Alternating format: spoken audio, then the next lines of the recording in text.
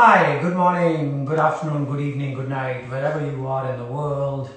As you can see, it's nice and warm where I am here in California, and getting to be 70 degrees or so. So it's quite nice actually here. The sky is blue, all is good. Anissa is here. And so here we are again together. I played a couple of relas up ahead when we started as a kind of a beginning tribute to the man, my father, because today is what, the 24th, and in 5 days on April 29th is his 101st birthday. And so I just thought that it's not going to be Friday on that day, so we will just start it off here. And during the week, let's all of us like share photos and anecdotes or whatever about him that you might have as in your possession. So looking forward to a little contact there from you all. So yeah, happy birthday, Abaji. So there's that. And so I played two relas up front, and one of them was his, which was with the middle finger being a prominent element in that rela, and the Dina of course. So I believe that there were many raws that he created which dealt with Dina, and probably a very detailed visit of that particular phrase, not Dine Gene, but Dine. And he was a master at that, and the kind of balance he had between this open sound and everything else that's closed, but evenly balanced and coming out like this one complete row was just fantastic to hear and marvel at. So that's what I did. I offered a tribute, and so we'll move on forward from there. And I wonder if there's a question or two that we might want to begin with. And so yeah, so do we have a question? We do. Madam Laya Kari. Laya Kari. Laya Kari. Okay, it's definitely not like Meena Kari or Ada Kari. And it's something that we all want to have adhikari on, but it's a little difficult. Laya Kari is obviously we are talking about having a good sense of time, knowing exactly where the sum is. This is one thing that my father always used to say, "Beta, sum ko dekho." And so what did that mean? I mean, I'm still trying to decipher many hidden interpretations and meanings in that one line, "Sum ko dekho." It's not yet revealed totally, but I imagine in a basic sense that he meant that if you know where the sum is,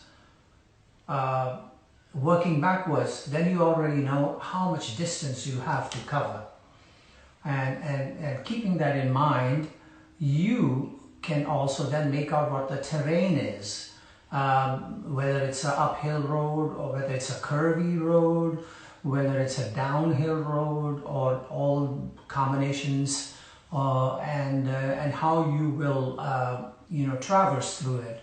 So that is something that maybe he was referring to, one. And secondly, when you know the sum, you also in reference know where you are. And so when you know where you are obviously aware of which beat of the rhythm cycle that is. So if an automatic, a built-in recognition of that develops inside of you, that is in a way a beginning of trying to become a layakar. So it's important to have good timing. It's important to be aware of your position in the development of or the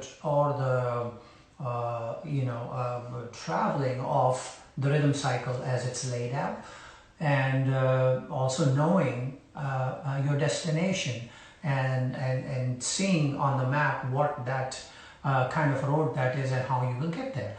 I mean, sometimes you say, okay, I'm going to go from point A to point B and I'm going to take highway number so and so, and I'll get off on this road and go to this little town and have some, you go from Bombay to Pune. In the old days, stop at Khopoli, have biryani, or get into the train and go to Pune and stop at Karjat and have barata vadas, whatever. I mean, so those are things that you've already got in your head, you've planned it, and you know your destination is Pune. So yes, all this is easier said than done, but this is exactly where you need to be. So having said that, how do you, take off, and how do you start off moving towards being a layakar? It's a question that has haunted a zillion rhythmists and instrumentalists.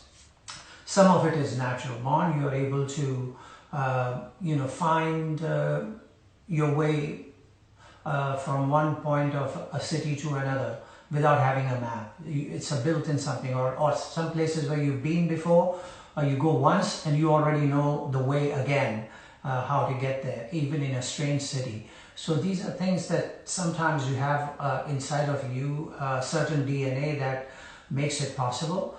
But the other way, of course, is to be able to know your language. As they say in the world of acting, know your lines. You must know your lines. If you don't know your lines, you will be faltering along and trying to figure out what to say, or stammering through, when your turn comes to speak on the camera.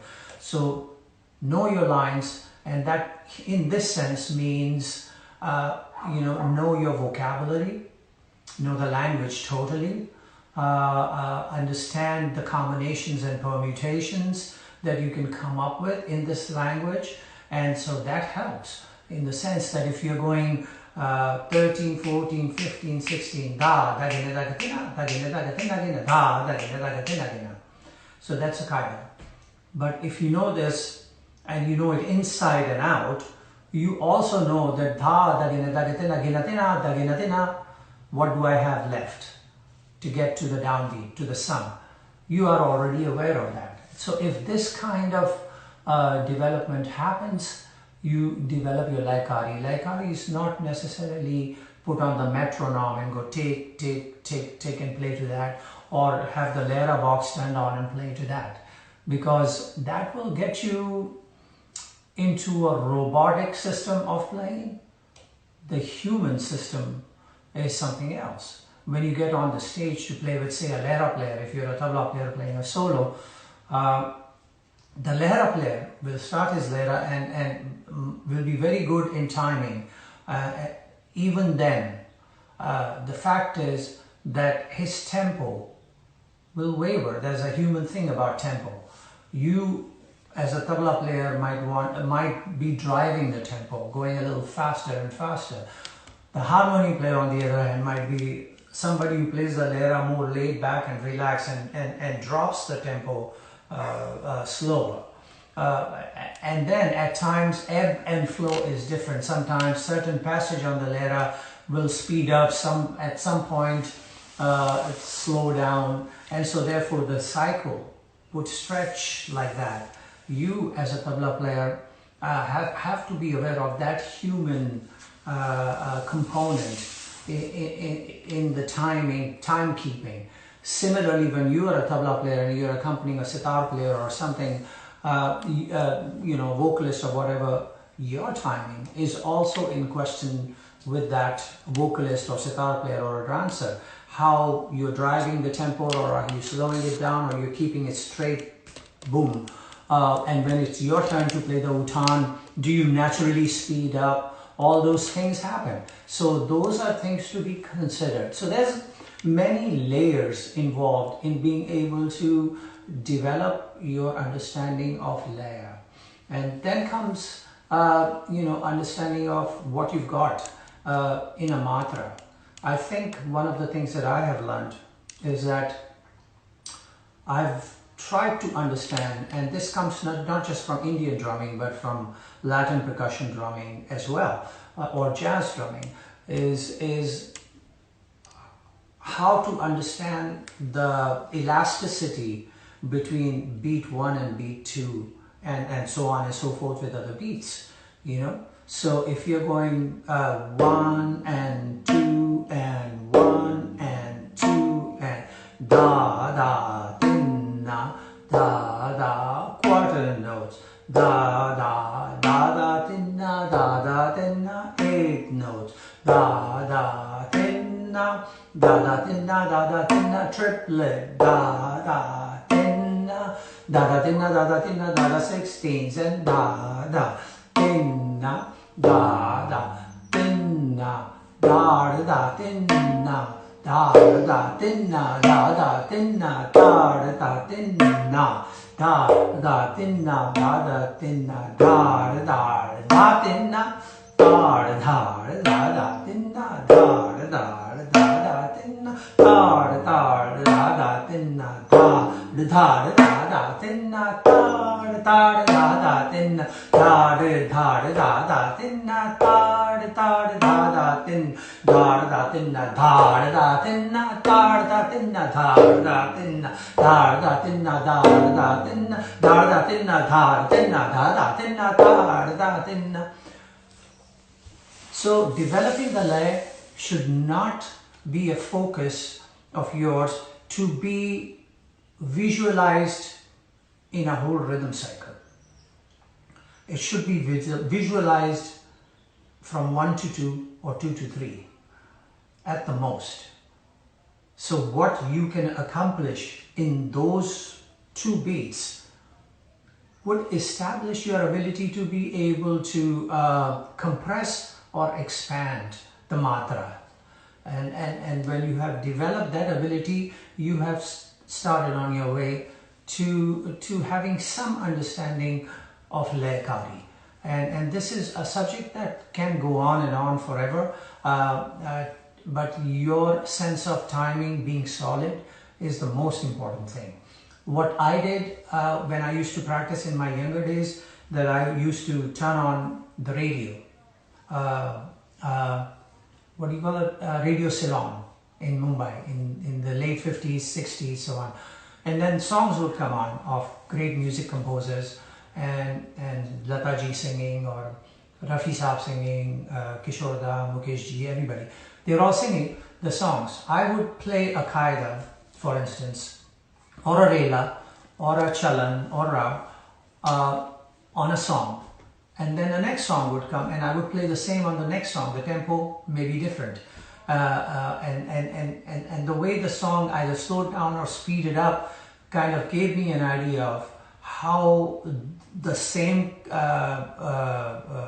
pattern would emerge in different tempos, and then also how to treat it. So that was my basic understanding of playing compositions, and that's how I developed my portfolio of compositions like uthans and qaidas and tihais and relas and so on in different tempos. So then when I would get on and play on the stage with a sitar player or a sarod player, I would then know that at this tempo I'll play that, at that tempo I'll play that, and so on and so forth. So that was the beginning of how I developed my understanding of lay and my control over how I saw my travel through the beat zone to arrive at a concert, knowing what a sitar player does, they play in, and so on, and so and how to be ready to be able to play my compositions in those. So Laikari, again, a very detailed subject. It's hard to just speak about it in this manner, but just a short take on it from me. And if there are other maestros watching or something, please chime in. And speaking of other maestros, I have to mention my dear Guru Bhai Pandit Yogesh Sansi on Wednesday, which I think is April 29th, my father's birthday. He's gonna do something on Instagram, and I think we'll all kind of call in and put in our 2 bits on that day. So I don't know what his Instagram address is, but check it out. I'm sure you guys are good at finding out. So any other question? How do you improve the tonal quality of the bayan? How do I control the Improve your tonal quality on the bayan. improve the well, first of all, get a nice bayan. That's important. That was another question. Where do you get your best tabla? Actually, there are many. First of all, where do you get your good tablas? People say, okay, that tabla maker is a very good tabla maker, or that tabla maker is a great tabla maker. As far as I'm concerned, I swear by this guy, or I swear by that guy, and so on. I think tabla making ability is a two-way street. It's not only the tabla maker, but also the tabla player. And the reason why I say that is because my father used to have his tablas made by a tabla maker known as Sadanand Appa Kashikar. He used to be in Mumbai, and there was a tabla shop on Leamington Road in Mumbai, just like a hole in the wall. And we would go there, and they put out a stool for my father to sit on the street while Sadanand would work on his tablas. But the need or the reason for going there was that when it came the time to put the siyahi on, which is the very important element that makes the tone and the tuning of the instrument appear, it was important for my father to be there. And then as the layers of the siyahi were put on, Sadanand ji would give my father the tabla, he would test it and say, ek aur goli. Or test it and say, okay, take a little bit of this end, or take a little bit of that end, or rub it in a little bit harder, and or it's not even, or that kind of a thing. And he would keep talking to Sadanand, and they would keep collaborating and interacting that way for hours on and on that street, with the noise of the cars and all going by, until they arrived at a point where it was just the tone that my father needed. So what was it? It's a two-way street. It was an injection of my father's thought and Sadanand ji's ability to be able to put that thought or that tone or sound vision onto the instrument. And so that has to be put together. So most tabla makers have that ability to do that, provided a tabla player himself sits with them and guides them through his needs or her needs as a tabla player. So that's an important part of having a good tabla made. So yes, I've seen Anindo Bhai, Swapanda, Shubhankar Bhai, Yogesh Bhai, all these guys, they actually sit with the tabla maker and they walk through the tuning process with the tabla wala. So that happens. I, on the other hand, I would have a different issue. I travel so much, and I'm here while the tabla maker is in India, and so I rely on someone like, say, I used to rely on Sadanand ji, and now recently on someone like Haridas Vatkar, to have a certain idea of what my tabla should be like. And then they would make it, at least Sadanand ji used to make it and then let me know that the tabla was ready. Then I would go, or he would come to the house and then we would sit through the final touches of the tuning. Haridas ji just does the same thing. He comes to the house and we sit and we work on it. Now, this is something that they did for me. It was a blessing. They didn't need to do that. They are masters of their art form. And for me to expect that they would come to my home and work with me is far beyond my ability to understand why they would actually do that. I should be the one going to them and sitting with them like my father did with Sadanand ji. But these days it's a little difficult with people swarming over and wanting photos and autographs and so on. So there are distractions. So they come over and they understand that, and I thank them for being so so accommodating to me. So that's what I would say. To a key for a good tabla is to be personally involved in the process of its creation, and so then it's made as you would like it to be. So that's one thing. Now, the tone of the bayan, again, that is the chain reaction to the first question. Is if I have the bayan that I like to play on, then to start with, I have the open tone that I like, and hopefully the resonance that I need to have. Then the thickness of the skin is an important thing. Of course, the CID is an important thing. So all that comes together, and then my ability to be able to extract the kind of sound that I visualize coming out of that instrument, combining all that together is the process that starts how my bayan should sound. So if I have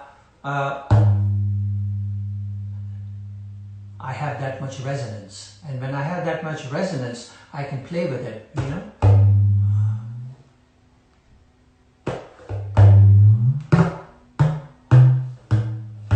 So I have that much give on the skin, so I'm able to get tones out of it.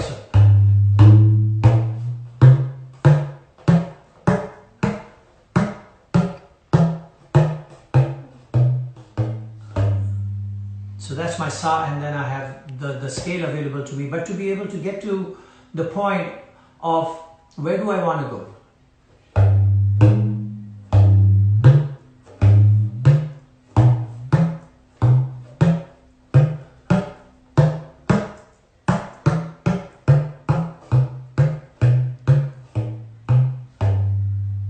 So to be able to find the notes, I need to know how much pressure I am applying to get to that note.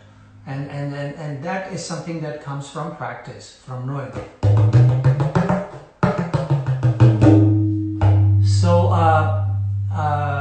that is one of the things that has to happen. Secondly, they say something about the strength in the wrist. That determines your ability to be able to extract from the bayan emotional element, right? So I mean, half the time I've noticed tabla students playing from the small end of the gab and the kinar over here, and there are a couple of reasons for it. One is that you're able to get an attack sound better. It's easier to get the bayan to respond from there, as opposed to the maidan being bigger, which is how the old maestros used to play. That all changed, I think, around the time of Gudai Maharaj Ji, Pandit Shanta Prasad Ji, that is, who played from this shorter end, but he manipulated that in a way where the slide became an important part of the bayan. So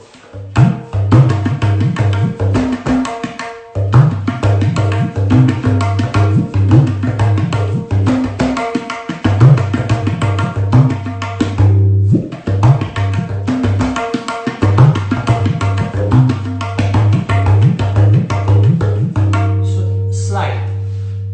If I'm playing from the big maidan, that is a much more distance to travel for the slide than it is from the shorter end. So for me, the slide is the second option. The first option is pressure. So if I'm playing, I'll be going.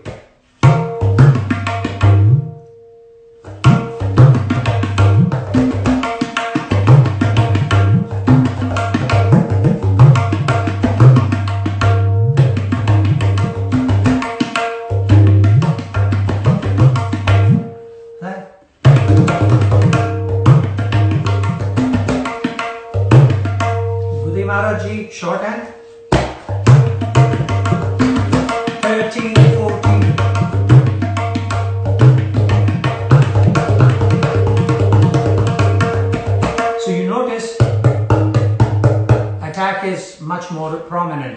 When you turn it to the maidan here, the attack is more rounder, and therefore you have to work harder to get the punch.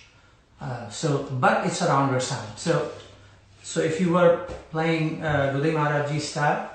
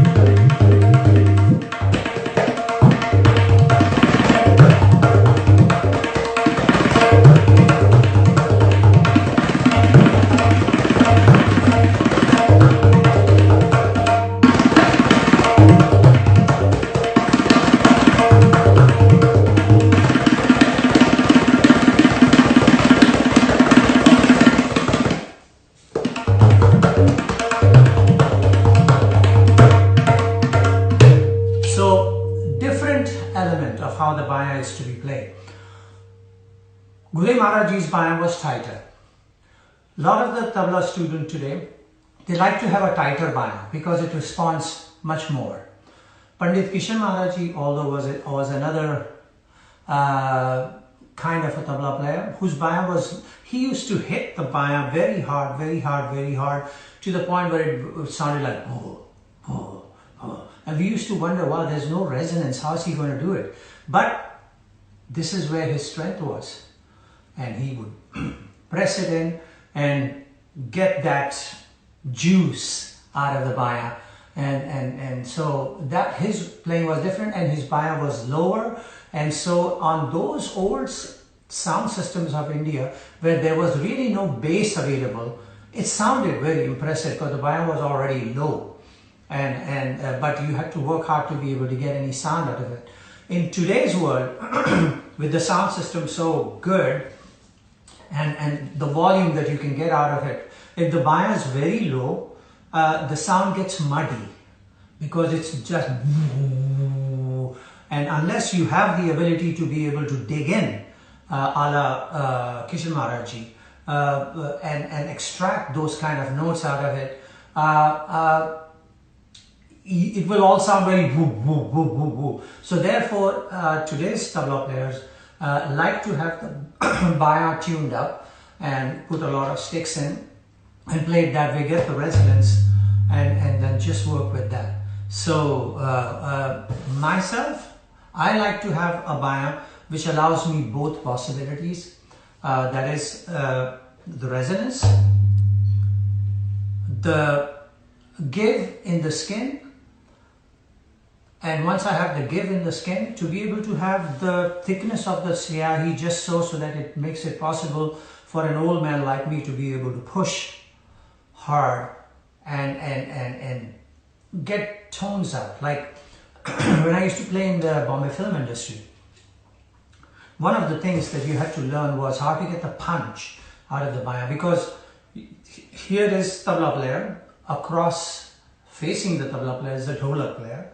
This side is a side rhythm like bongos or something, and this side is a percussion player like a kanjari or clave sticks or a triangle or whatever. So there, and one mic like that far up for all of us. So therefore there was no such thing as playing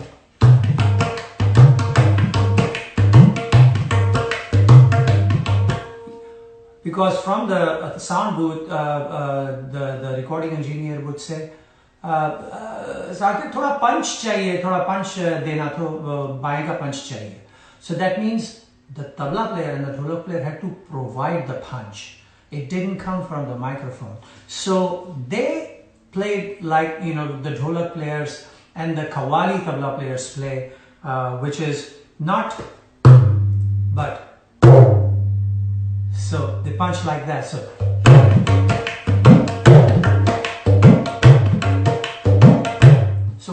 do that like 5 hours a day for a song. And it was kind of tough on the hand and tough on the fingers to be able to do that. But that's what we did. So I like to have a tabla which has the give on the skin, the siyahi, just so that there's not too heavy, thick siyahi that does not allow me to be able to press the skin so much. In the old days, the maestros used to say, "Mota siyahi lagana," because it was considered you know, what an amazing thing that with that kind of a mota siyahi or mota atta, the tabla player could still press the baya. I mean, that was like, kya baat hai. And they would wear iron bracelets to practice. I mean, that's the story that I've heard. So for tonal ability, strength here, which allows you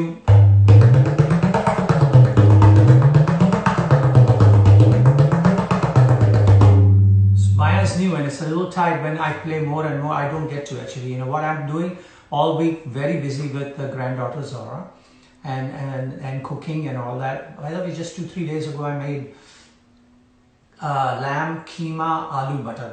Came out very nicely, and so we are all cooking at home and all sorts of stuff. So the only time I get to play the tabla is when I'm with you, so once a week. So it hasn't yet settled in. When it does, it'll have much more of a give and will settle at a pitch that I want, from where I can press further down and still get the resonance. But this needs to be available. They used to say that the old maestros of Delhi, when they played the kaida, and they kept playing after like a year, not a year, about 6 months or so, they used to make a hole in the baya where the fingers play. That's how much they dug in with their fingers. And I've heard that same stories in Punjab and so on. I've seen it happen too. It happened to me once. I was playing with Ustad Ali Akbar Khan Sahab, and a hole developed right here. So I switched and I kept playing here. The hole was here, then the hole kept expanding. Khan Sahab, of course, with his head down, wasn't aware of what's going on, and he's playing. And by the time we got to the jhala, all this was open, total ventilation, and I was playing at this end just to be able to, you know, keep the baya, you know, element in the patterns going. And when we finished and Khan Sahab looked at my baya, he started laughing. He said, "Why didn't you tell me?" I said, what to tell you? So anyway, that does happen. So baya development, fingers, I was talking about it at that practice session we did earlier, developing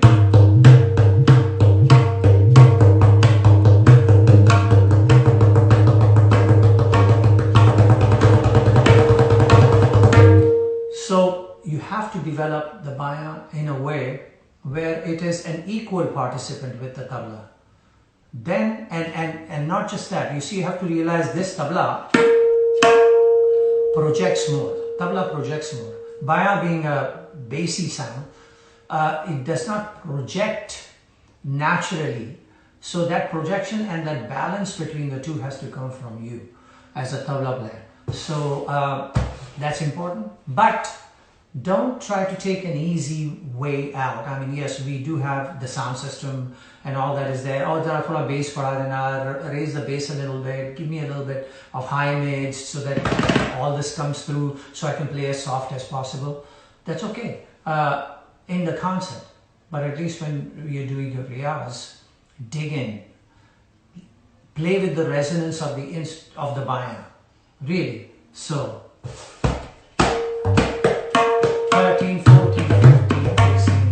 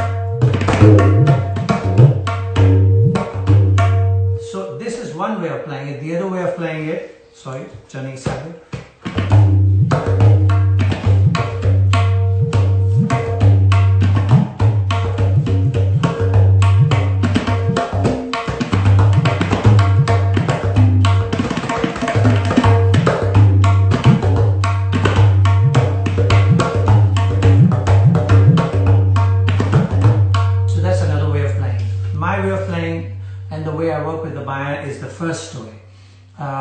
You know, get involved, get some, I mean, you know, it's like, okay, you come home after the concert and you can say to yourself, oh yeah, I did some hard work today, now I deserve a good dinner. So there it is. Bayan work is just as important as tabla. We sometimes just kind of concentrate on the tabla, and I've seen tabla students practicing and their eyes are on the tabla. So it's like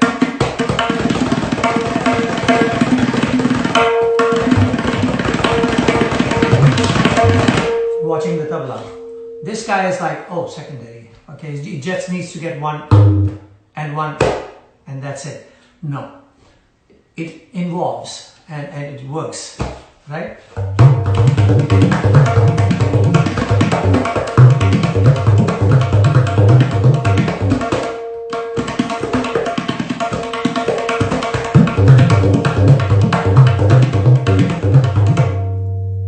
So yes, it needs to work and in tandem and be an equal participant. In other words, become legitimate.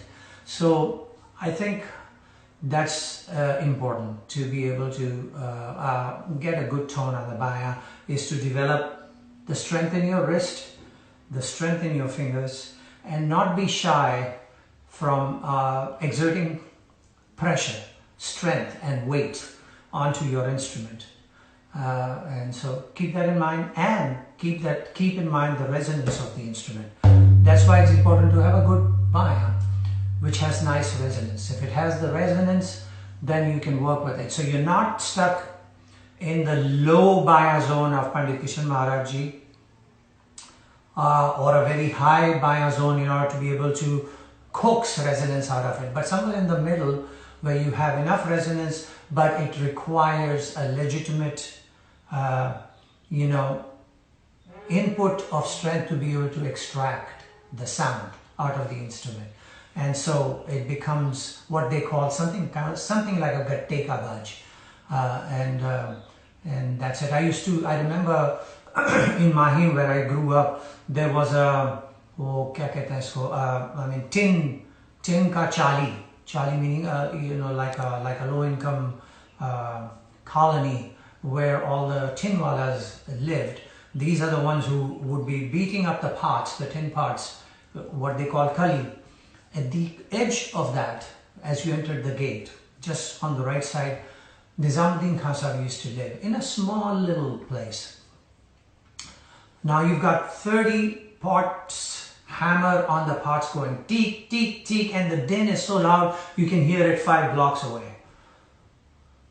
You arrive there and you're standing outside Khan Sahib's door and you can hear him practicing with that din going on.